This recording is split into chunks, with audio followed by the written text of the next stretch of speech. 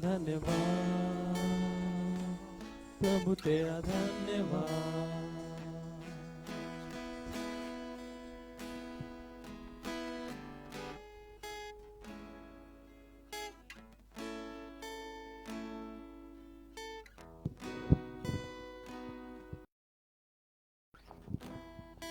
Hallelujah, thank you Jesus. धन्यवाद यीशु, धन्यवाद राजाओं के राजा प्रभुओं के प्रभु यीशु, हम आपका धन्यवाद करते हैं। हालेलुया। ओ रररबशी ररररबा शंगोर रररबा शंदोर नखारी रररबा शिखीर रररबा। यहोवा शम्मा, तू हमारे बीच में मसीह, आप हमारे साथ है खुदाम यीशु मसीह। हालेलुया। शखारा रररबा शिंदोर ररबा। खुदाब आप आज बंधन खुल जाने वाले हो सके, आज जंजीरें टूट जाए यीशु मसीह के नाम से। खुदाब आप आज सामर्थ का काम होने वाला हो सके खुदाम यीशु मसीह, क्योंकि तू हमारे बीच में है खुदाब। तू चल रहा है, फिर रहा है खुदाम यीशु मसीह, और विश्वास करते खुदावन आज मुझे मिला के सबसे खुदाम यीशु मसीह आप बातें करने जा रहे हैं खुदाम यीशु मसीह नासरी। हम विश्वास कर लेते हैं खुदाम यीशु मसीह, तेरा आत्मा हमारे बीच में है। और खुदावन तेरा वचन कहता है कि जब तेरे मुख से कोई वचन निकलता है तो वो व्यर्थ छोड़कर तेरे पास नहीं लौट जाता, लेकिन जो परमेश्वर की मर्जी है वो उसको पूरा करता है। खुदावन आज तेरी मर्जी पूरी होने वाली हो सके। ओ शखाती आरा नमाती रानी तबोरा रबा ओ रबा शित्तीरी री बे शखारी आरा रबा ओ तब्बानी शंबोरी आरा रबा। हाँ खुदावन, तूने कहा है कि तू क्यों निराश होती है, मैं तेरे साथ हूँ। शर आरा रबा शिखीरी रबा। हम विश्वास कर लेते खुदावन आज हम भरे जाएंगे यीशु मसीह। धन्यवाद करते हैं, आपने विनती सुनी, इसके लिए शुक्रगुजार है प्रभु। आप बड़े और हम घटे, यीशु मसीह के नाम से मांग लेते हैं, आमीन।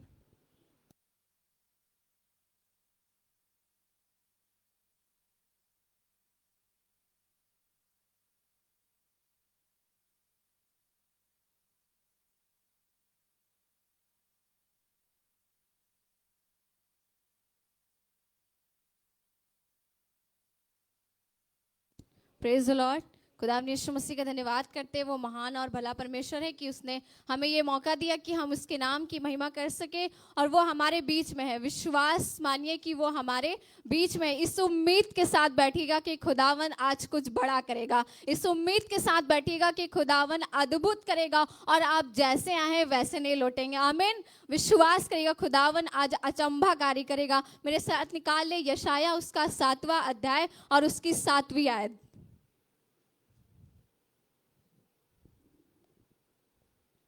यशाया उसका 7वां अध्याय उसकी 7वीं आयत।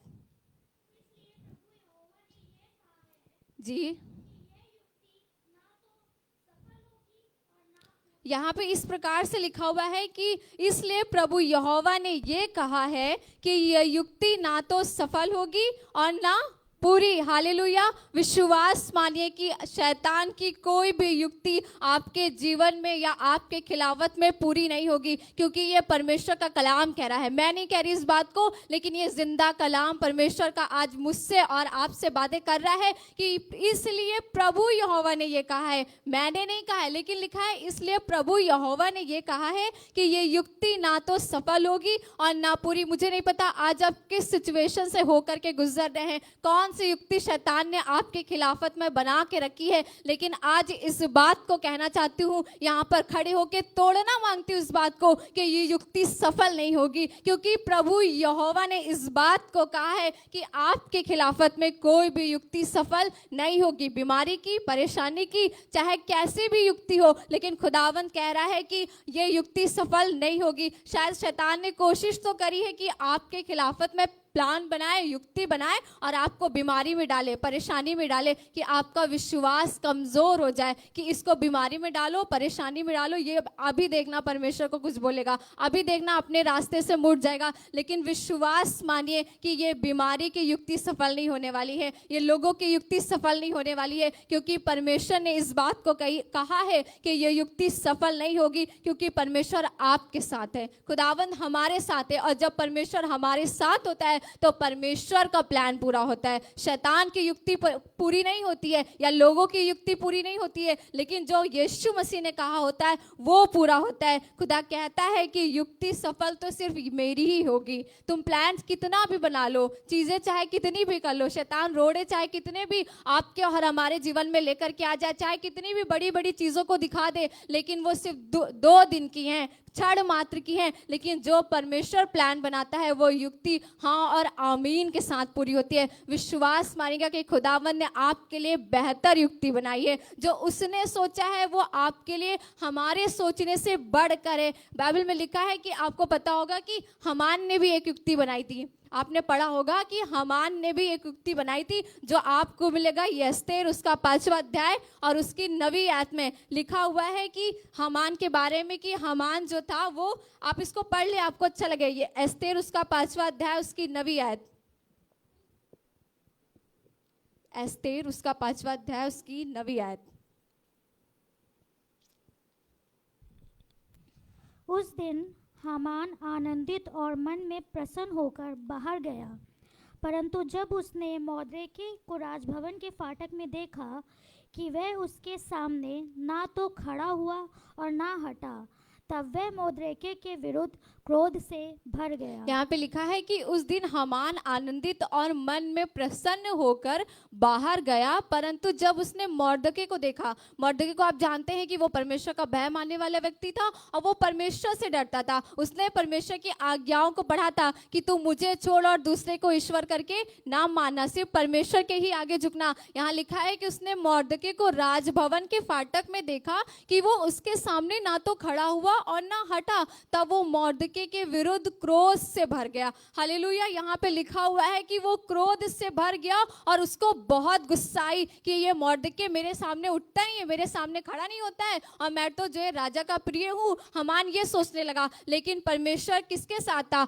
मोर्देकै के साथ था। और वो क्या, हामान को जब क्रोध आया तो उसने आगे चल करके क्या किया है कि आपको पता है कि उसने वो अपने घर को जाता है और अपनी पत्नी और अपने मित्रों के संग मिलकर के उस बात को शेयर करता है। और आपको बताया जो उसके पत्नी और उसकी जो मित्र होते थे उनको उसको एक आइडिया देते हैं, कहते हैं कि तुम जो है एक काम करो और 50 हाथ लंबा एक फांसी का खंबा बनवाओ और जाना कल राजा से बात करना और जाकर के उसको उस पर जो है उसको जो है खत्म कर देना उसको वहां से। लेकिन परमेश्वर का धन्यवाद हो, आपको पता है कि हामान की युक्ति, हामान ने जो गेम बनाया था, प्लान तो बहुत अच्छा बनाया था, युक्ति तो बहुत अच्छी बनाई थी कि मैं राजा मेरी बात मानेगा और मैं सिर्फ हामान उसको मोर्देकै को ही नहीं लेकिन उसकी पूरी जाति को ही खत्म करूंगा। उसको लगा कि सिर्फ अगर मैं मोर्देकै को मारूंगा तो ये मेरी छोटी सी बात होगी, लेकिन उसने कहा मैं इसकी पूरी जाति को ही खत्म कर दूंगा। लेकिन परमेश्वर जब आपके साथ है तो वो युक्ति सफल नहीं होने पाएगी। आपको बताएं जो हामान का जो प्लान था वो उसका उल्टा उस पर ही भारी पड़ गया। आपको बताएं परमेश्वर ने एस्तेर और मोर्देकै की बात को माना, परमेश्वर ने उन लोग की प्रार्थना को सुना और मोर्देकै खुद अपने बनाए हुए जाल में फंस गया और वो खुद ही उस खंबे पर लटकाया गया। आपको बताया चाहे हामान के जैसे कितने भी लोग आपकी युक्ति बना ले आपके जीवन के लिए, शैतान चाहे कितने भी लोगों को ले आए, लेकिन आप विश्वास मानिए कि जब परमेश्वर आपके साथ है, भले ही आप उस सिचुएशन से होकर के गुजर तो रहे, आपको लग रहा है एस्तेर के समान हो सकता है, आपको फील तो हो रहा है कि अब मैं क्या करूं, अगर मैं राजा के पास जाऊंगा अगर उसने मेरी बात नहीं मानी तो क्या करूंगी, और मोर्देकै को लग रहा है मेरी जाति के साथ क्या होगा, कैसे होगा। लेकिन परमेश्वर जब आपके साथ है तो ये युक्ति सफल नहीं होने पाएगी। हामान खुद ही लटकाया जाएगा उस फंदे पर और खुदावन आपको जय दिलाएगा। वो जय के उत्सव में लिए फिरने वाला परमेश्वर है। परमेश्वर उसके बाद में आपको बताया जो उसकी पत्नी थी जेरस, वो कहने लगी और उसके मित्र बहुत बुद्धिमान थे, वो कहने लगे बाद में उसको कि अगर वो परमेश्वर की जाति का है, परमेश्वर उसके साथ है तो उससे नीचा ही खाएगा, तो उस पर जय नहीं होने पाएगा। लेकिन उसने उसकी बात को सुना ही नहीं। आगे के चैप्टर में जब आप पढ़ते हैं इसके 5वें और 9वीं वाली आयत के आगे जब जाते हैं तो उसमें लिखा हुआ है उनके जो पत्नी थी और जो मित्र थे उसने उनको समझाया कि तुम उसके खिलाफत में युक्ति मत बनाओ, लेकिन उसने बात नहीं मानी और आपको बताया वो खंबे में खुद ही लटका दिया गया। चाहे कितनी भी युक्तियां बना ले, लेकिन परमेश्वर कहना मांगता है कि इसलिए प्रभु यहोवा ने ये कहा है कि युक्ति सफल नहीं होगी। परमेश्वर का ही प्लान, परमेश्वर की ही युक्ति आपके जीवन जीवन में पूरी होगी। चाहे कई बार होता है ना कि कई लोग युक्ति बनाते हैं कि इनको बढ़ने ना दो। आपको लगे ना कि कई बार लोग बनाते हैं कि आपकी फैमिली में, आपके घर में कई बार लोग सोचते हैं, रिश्तेदारों में होता है ना कि इनको बढ़ने ना दो, हटाओ इनको यहाँ से, गिराओ इनको यहाँ से। लेकिन आपको कई बार शायद चिंताओं में, परेशानियों में, बीमारियों में डालेंगे कि इनको डालो और ख़त्म करो ताकि इनका प्लान ख़त्म हो, उनका गेम ख़त्म हो और हम चले, हम आगे बढ़े। लेकिन आपको बता दें कि ये युक्ति सफल नहीं होने वाली है। कई बार पड़ोसी आपके विरुद्ध में युक्तियाँ बनाते हैं कि बहुत बढ़ रहे हैं, बहुत अच्छे अच्छे कपड़े पहन रहे हैं, बहुत अच्छा अच्छा खाना बन रहा है। कई बार जो ये युक्तियाँ बनाते हैं आपके खिलाफत में, लेकिन खुदा कहता है कि ये युक्ति सफल नहीं होने वाली है, ये प्लान पूरा नहीं होने वाला है। कई बार लोग अपने रिश्तेदारों, है ना, रिश्तेदारों के साथ जो रिलेटिव हैं वो लोग प्लान बनाते हैं ना कि ये ज़मीन, ये इनका घर, ये सारी चीज़ें तो हमारे ही पास आनी चाहिए, हमारे फेवर में आना चाहिए। लेकिन परमेश्वर जब आपके साथ है, जब आप परमेश्वर के साथ साथ चल रहे हैं, उस पर विश्वास रख रहे हैं, तो खुदा विश्वास माने कि ये युक्ति सफल नहीं होगी। उन लोगों की, उन शैतान की, उन परेशानियों की, बीमारी की युक्ति सफल नहीं होने वाली है। कई बार ऑफिस में लोग युक्तियां बनाते ना कि इनको बॉस के सामने नीचे दिखा दो और इनका प्लान सफल नहीं होना चाहिए, इनका काम अच्छा नहीं होना चाहिए। लेकिन खुदावंद बाइबल में लिखा है कि मैं तुम सर ही होगे और पूछ नहीं, तुम ऊपर होगे और नीचे नहीं। जब खुदा आपके साथ है तो आप ऊपर ही रहेंगे और नीचे नहीं होने पाएंगे। बॉस भी आप ही के फेवर में बोल देगा, आपके अकॉर्डिंग चलने लगेगा, क्योंकि खुदावंद आपके साथ है। जो भैया ने अभी बताया था ना कि वो हमारे विचारों को दूर ही से समझ लेता है। जो आप सोच रहे हैं, जब आप परमेश्वर के साथ ईमानदारी के साथ चल रहे हैं, तो परमेश्वर आपके प्लान में हाँ और आमीन कर देता है। परमेश्वर आपके साथ आ जाता है। कई बार बाइबल लिखा है कि आपने नोटिस किया होगा कि कई बार जब लोग अकेले प्रबल नहीं होने पाते हैं तो वो प्लान बनाते हैं, एक दो लोगों को और शामिल करते हैं कि जे चलो अब इनके खिलाफत में हम मिल के प्लान बनाते हैं। यहीं पे बाइबल में भी ऐसा ही हुआ कुछ, जो आपको मिलेगा यशाया उसके 7वें अध्याय में, उसकी पहली वर्ष से जो लिखा हुआ है, पहली वर्ष से लिखा हुआ है। यहाँ पे लिखा है कि यहूदा का राजा आहाज, जो योताम का पुत्र और उजिया का पोता था, उसके दिनों में अराम के राजा और रासीन और इज़राइल के राजा रमल्याह के पुत्र पेका ने यरूशलेम से लड़ने के लिए चढ़ाई की। यहाँ पर हुआ क्या है कि यहूदा के राजा के दिनों में क्या हुआ है, जो इज़राइल का राजा है और जो अराम का राजा है, उन्होंने यरूशलेम से लड़ने के लिए चढ़ाई कर दी है। सोचिए, यहाँ पे सिर्फ इन्होंने प्लान ही नहीं बनाया, युक्ति नहीं बनाई, लेकिन यहाँ पर इन्होंने क्या कर दिया कि चढ़ाई भी कर दी। कई बार लोग सिर्फ प्लान नहीं बनाते हैं, हो सकता है कि वो आप पर भी चढ़ाई भी कर दे। बीमारी आ ही जाए, परेशानी आ ही जाए, उस सिचुएशन से आपको होकर के गुजरना ही पड़े, आपको बीमारी में जाना ही पड़े। यहाँ पर बहुत अच्छी बात लिखी है, लिखा है, इसको पढ़ के अच्छा लगता है, लिखा है कि उन्होंने सिर्फ प्लान ही नहीं बनाया, लिखा है कि यरूशलेम से लड़ने के लिए चढ़ाई की। आगे बहुत अच्छी बात लिखी है, लिखा है परंतु युद्ध करके उनसे कुछ बन ना पड़ा। हालेलुया।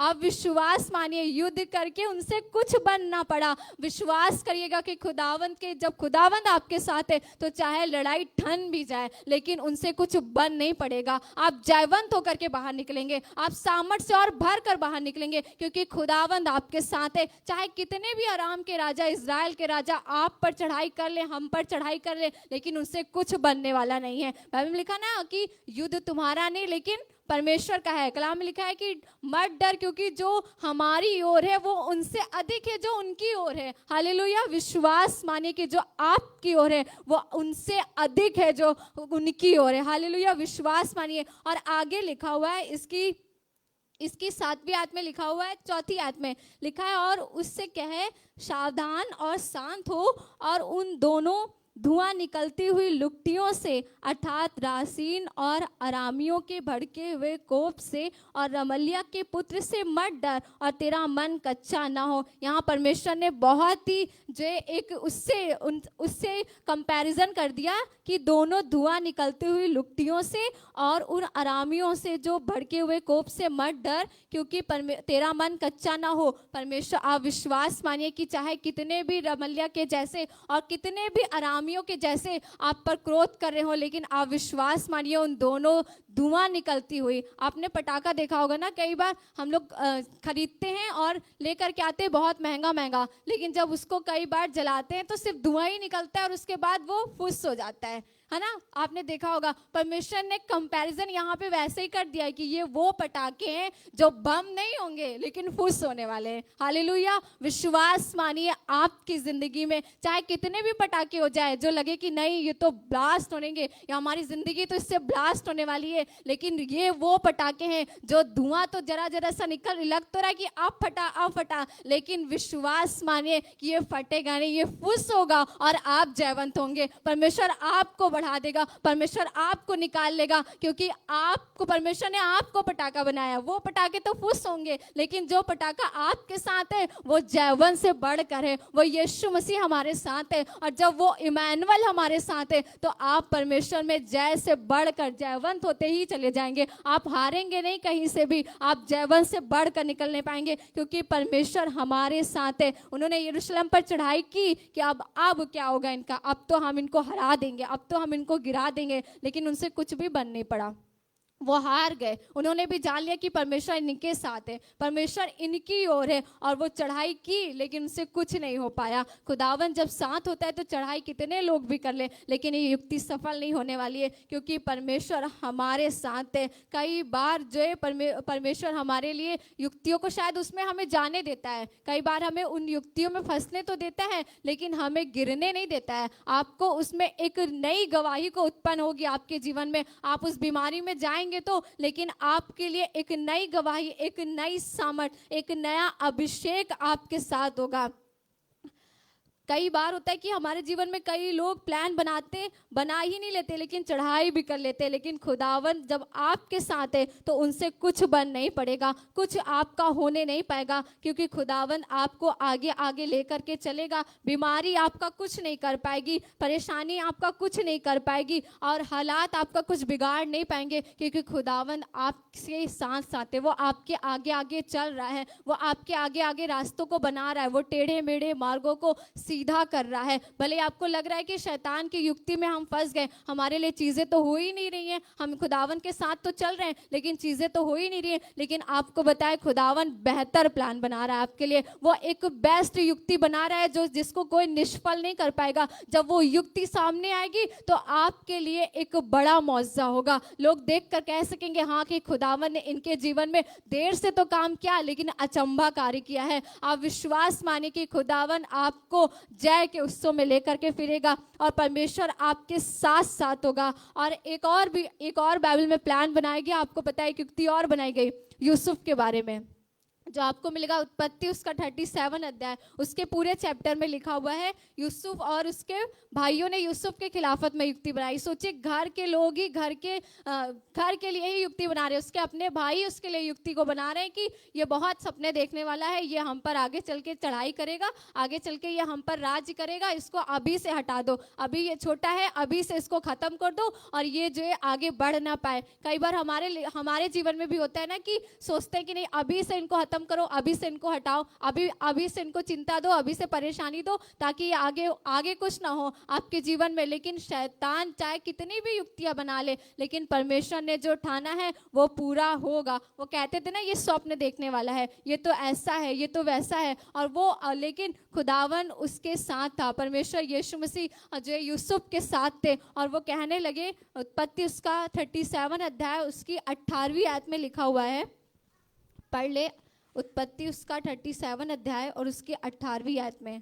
जो ही उन्होंने उसे दूर से आते देखा तो उसके निकट आने के पहले ही उसे मार डालने का षड्यंत्र रचा। यहाँ पे लिखा है कि जैसे ही उन्होंने उसे दूर से आते हुए देखा तो उसके आने से पहले ही उसके लिए षड्यंत्र रचिया, युक्ति बना ली कि इसको पहले गड्ढे में डालते हैं। पहले उन्होंने सोचा इसको मार देंगे, लेकिन उसके भाई ने कहा कि नहीं इसको मारते नहीं है, उसको गड्ढे में डाल दिया। फिर क्या हुआ, उन्होंने इस्माइलियों के झुंड को आते हुए देखा और उन्होंने कहा कि अब इसको गड्ढे से निकालो और इसको बेच दो, उसका खत्म करो, ताकि ये अब ना तो इस देश में रहेगा और ना हम पर चढ़ाई कर पाएगा, ना हमें इसके आगे झुकना पड़ेगा। और उन्होंने क्या किया, इस्माइलियों के हाथ उसको बेच दिया। अब क्या हुआ, वो मिस्र में पहुंचा दिया गया। लेकिन आपको बताए तब भी यूसुफ के लिए चीजें अच्छी नहीं हुई, तब भी उसके साथ चीजें अच्छी नहीं हो रही थी। फिर क्या हुआ, फिर एक प्लान बनाया गया पोतीपर के घर में और उसको जेल में डलवा दिया गया। आपको बताए कई बार आपको लगता है ना कि अरे गड्ढे से निकले अब इसके हाथ में फंस गए, अब यहाँ से निकले अब इस बीमारी में आ गए, अब यहाँ से निकले अब यहाँ पर आ गए। लेकिन आपको बताएं कि परमेश्वर कुछ बना रहा है, परमेश्वर कोई युक्ति बना रहा है। अगर आपको गड्ढे से होकर के जाना पड़ रहा है, अगर आपको लग रहा है कि अब हमें जेल में डाल दिया गया, कई बार सिचुएशन ऐसे लगती है ना कि चारों तरफ से बंधे हुए हैं, कोई रास्ता दिखाई नहीं दे रहा है, अब क्या होगा, अब कैसे होगा। लेकिन खुदावन जब आ जाए तो परमेश्वर अपने फरिश्तों को भी भेजकर बंधन टूट जाएंगे, वो दरवाजा अपने आप खुल जाएगा और आप अपने आप से निकलते हुए चले जाएंगे। अब फिर क्या हुआ, यूसुफ अब जेल में पहुंचा दिया गया। अब उसको शायद लग रहा होगा कि अब कैसे परमेश्वर का प्लान पूरा होगा, जो सपने उसने परमेश्वर ने दिखाए थे वो कैसे पूरे होंगे, वो कैसे कंप्लीट होंगे। लेकिन आपको बता दें कि लेकिन अब खुदा ने एक प्लान बनाया और परमेश्वर ने उसको जेल से निकालकर राजमहल में पहुंचा दिया है। अब जब परमेश्वर ने जब प्लान बनाता है ना, तो आपको घूरे से उठा करके उमराव में बिठा देगा, दलदल से निकालेगा, आपको चट्टान पर खड़ा कर देगा, जब वहां आप कहीं गिर नहीं पाएंगे, आप परमेश्वर में बढ़ते चले जाएंगे, क्योंकि परमेश्वर की युक्ति पूरी होने का समय आ गया है। विश्वास मानिए, अब तक आप चाहे शैतान की कई युक्तियों से, लोगों की कई युक्तियों से होकर के गुजरे हैं, लेकिन आज इस बात का विश्वास करके जाइएगा कि अब वो समय आ गया है कि परमेश्वर का प्लान आपके जीवन में पूरा हो, परमेश्वर की युक्ति आपके जीवन में पूरा हो। चाहे लोग, चाहे शैतान, चाहे सोच ले कि गड्ढे में डालो, परेशानियों में डालो, लेकिन खुदावन आपको उस गड्ढे से निकालेगा और राजमहल में पहुंचा देगा। आप सारी चीजें आपके अकॉर्डिंग चलेंगी, आपको लोग आपके सामने झुकेंगे और परमेश्वर सब कुछ आपके हाथ में कर देगा। आप चाहे कितनी भी बचपन से आपने परेशानियां देखी हैं, मुसीबतें देखी हैं, कैसे भी लग रहा है कि अभी तक चीजें नहीं हुई हैं, अभी तक हम नहीं यहीं पर बैठे हुए हैं, लेकिन आप विश्वास माने कि परमेश्वर के प्लान में बने रहिए, विश्वास से, धीरज से उसकी बाट जोते रहिए। बाइबल में लिखा है कि भजन संहिता में लिखा है, भजन संहिता उसका 34 अध्याय में लिखा है कि जितनों ने उसकी ओर दृष्टि की है उन्होंने अद्भुत ज्योति पाई और उनके मुंह कभी काले नहीं होने पाए हैं। जब आप परमेश्वर के साथ बने हुए तो आपका मुंह काला नहीं होगा, लेकिन मूसा की तरह चमकदार हो जाएगा, वो अभिषेक आपका दिखाई देगा। आप परमेश्वर के साथ जब बने रहेंगे तो खुदावन अपनी युक्ति को आपके जीवन में पूरा करेगा। शैतान चाहे कितना भी करे कि आपको नीचे डाले, आपको बताए आप जितना नीचे जाएंगे उतना जड़ पकड़ते जाएंगे। हालेलुया। आप जितना नीचे जाएंगे, यशाया 37 उसकी 31 वर्ष में लिखा हुआ है, इसको पढ़ ले, यशाया 37 और उसकी 31 वर्ष में। यहूदा के घराने के बचे हुए लोग फिर जड़ पकड़ेंगे और फूले फलेंगे, क्योंकि यरूशलेम से बचे हुए और सिय्योन पर्वत से भागे हुए लोग निकलेंगे। सेनाओं का यहोवा अपनी जलन के कारण यह काम करेगा।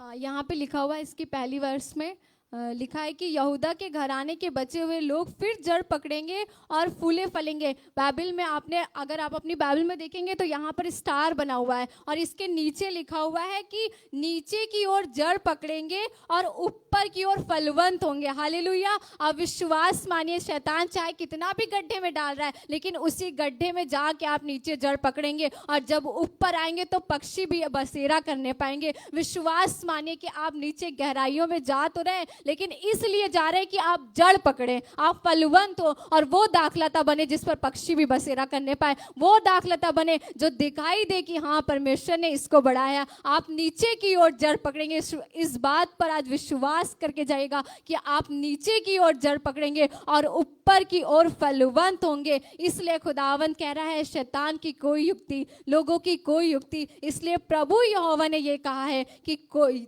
जो शैतान की युक्ति है वो सफल नहीं होगी, यह युक्ति सफल नहीं होगी, क्योंकि प्रभु यहोवा ही ने ये कहा है। आपको लग रहा है आपकी शादी कब होगी, आपको पवित्र आत्मा कब मिलेगा, आपके लिए चीजें कैसे प्रोवाइड होगी, आपकी बढ़ती कब होगी, कब आपको प्रमोशन मिलेगा, अब वो समय है। अब वो परमेश्वर की युक्ति का प्लान पूरा होने का समय आ गया है कि खुदावन अपनी युक्ति को पूरा करे। आप सिर्फ खुदा की युक्ति को पूरा करते जाइए और देखिए खुदावन आपके जीवन की युक्ति को पूरा करता चला जाएगा। आप खुदावन में बढ़ते चले जाइए, जो उसकी मर्जी है वो पूरा करते चले जाइए। भले ही आपको लग रहा है कि अरे इतने 20 साल बीत चुके हैं, 10 साल बीत गए, लेकिन आपको बताया परमेश्वर के यहाँ एक दिन 1000 के बराबर और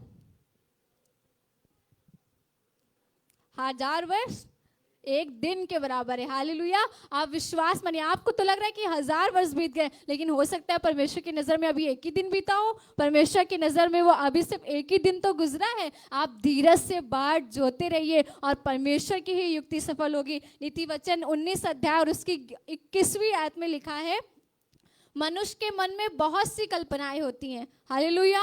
लिखा है मनुष्य के मन में बहुत सी कल्पनाएं होती हैं, परंतु जो युक्ति यहोवा करता है वही स्थिर रहती है। हालेलुया। विश्वास मानिए कि चाहे कितनी भी युक्तियां बना लें, कई बार लोग अच्छी भी युक्तियां बनाते हैं और बुरी भी युक्तियां बनाते हैं, लेकिन जो युक्ति यहोवा करता है वही सफल होगी, वही स्थिर रहेगी। नहीं तो युक्ति आज है और कल खत्म हो जाएगी। आपको लगेगा, अगर प्लान, वो पटाखे वाला एग्जांपल याद है ना, आपको लगेगा ना जल रहा है, लेकिन जलेगा नहीं, वो फुस हवन आपको बढ़ाएगा। और जो परमेश्वर ने जो युक्ति आपके लिए बनाई है वो हाँ और आमीन के साथ पूरी होगी। खुदा आपको बरकत दे। Praise the lord.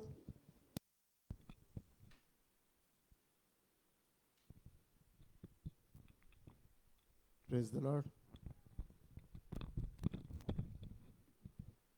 हम सोचते हैं कि शायद मेरी दुआ से, पर ऐसा नहीं, लेकिन जिसको मैं बोलने के लिए कहता हूँ उसके लिए लगातार दुआ करता हूँ कि खुदा ये आज जो भी तैयारी करें वो तेरे माफिक हो, और सच में आपको आशीष मिली या नहीं मिली।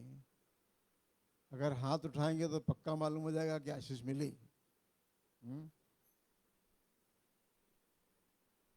सही बात, जो वचन में लिखा है, मैं बच्चों से स्तुति कराऊंगा। अरे 65 साल का आदमी तो अच्छा बोल लेता है, क्योंकि वो उम्र से सुनता आ रहा है वचन को और बोलता आ रहा है और देखता आ रहा है, और वो बच्चों से स्तुति कराएगा, सच्चाई की, पक्षपात की नहीं। जो बयान इनके मुंह से निकलता है वो बयान खुदा का बयान होता है, वो प्रचार खुदा का प्रचार होता है, वो चीजें खुदा की बातें होती हैं। एक सीनियर पादरी को पूरा अधिकार होता है कि बोले हुए वचन के ऊपर और कुछ बोले, बाकी किसी को अधिकार नहीं होता है। अगर परमेश्वर की अहद को तोड़ोगे तो टूटना तो निश्चित है। अगर आप परमेश्वर की अहद को तोड़ेंगे, जो अहद बनाई गई है, जो सिस्टम बनाया जा गया है, जो अधिकार बनाए गए हैं, उनको ना तोड़ो। सीनियर खादिम का अधिकार है कि वो इनके प्रचार, इन्होंने प्रचार किया, हमारा अधिकार है कि हम बोल सकते हैं। हमारे बिशप का अधिकार है कि हमारे ऊपर बोल सकता है। मैं कुछ ना बोलूँगा और आगे भी अपने आप को रोकूंगा कि मैं किसी बने हुए केक पर आइसिंग ना करूं। शायद आपको आइसिंग अच्छी नहीं लगती है ना। बहुत लोगों को कहते हैं इसमें क्रीम है, इसको हटा के खाएंगे। बहुत लोग हटा के खाते हैं, बहुत लोग केक खाते हैं, बहुत लोग आइसिंग लगा हुआ केक खाते हैं, बहुत लोग आइसिंग को हटा के खाते हैं। शादी के केक में भी आइसिंग की जाती है, पर वो चीनी की होती है, अखरोट की होती है और बहुत बादाम की होती है। पेस्ट बना के बाद अच्छी आइसिंग की जाती है, आइसिंग के साथ खाते हैं। कुल मिलाकर बताना ये है कि वचन जो खुदा बातें करता है, आपके ज़रूरत के लिए बातें करता है, आपकी आवश्यकता पे बातें करता है, आपकी ख्याल पे बातें करता है वचन। और यही वचन हमारे लिए सोना और कुंदन से भी बढ़कर होता है, जो हमें धीरज बनाता है, जो हमें शक्ति देता है, जो हमें सामर्थ देता है, जो हमें अगुवाई करता है और आगे तक जिंदगी जीने के लिए आपको मौके देता है। जितने आप गहरे में जाएंगे उतने ही आप उठते जाएंगे, उतने ही आप मजबूत होते जाएंगे। तो आपको मजबूती चाहिए तो खुदा के वचन की गहराई में जाइए, आप मजबूत होते जाएंगे। दिन पे दिन आप मजबूत होते जाएंगे। आइए खड़े हो, एक अच्छा गीत गाएं, अपनी ऑफरिंग को लेकर आए।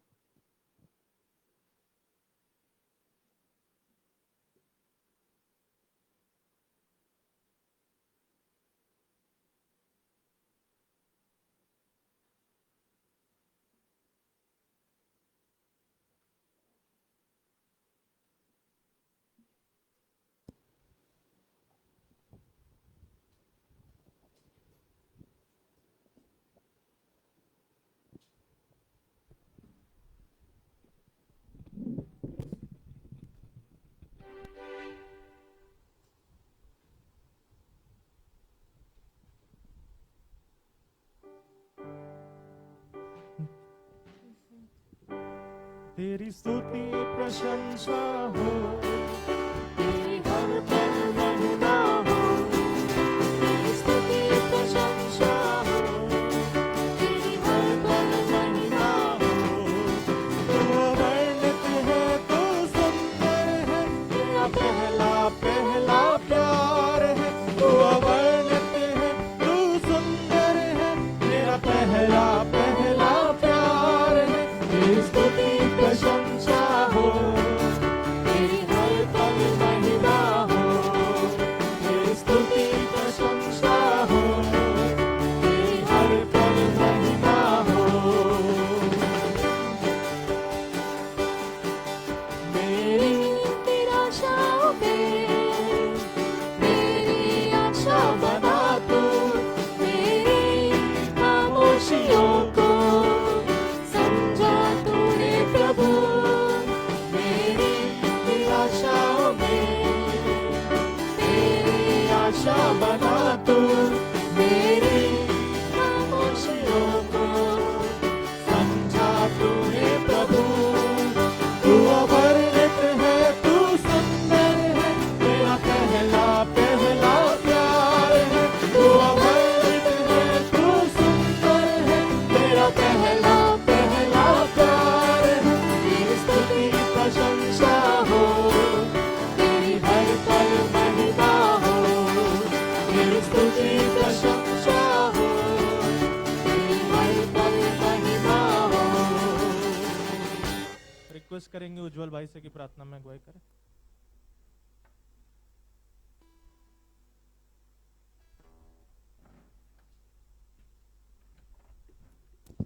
आइए प्रार्थना करें। थैंक यू जीसस, धन्यवाद करते हैं प्रभु यीशु मसीह, आप अपने वायदों में सच्चे हैं और जीवित हैं। प्रभु मैं धन्यवाद करता हूँ, प्रभु मैं धन्यवाद करता हूँ। प्रभु हम जानते खुदावन कि हमें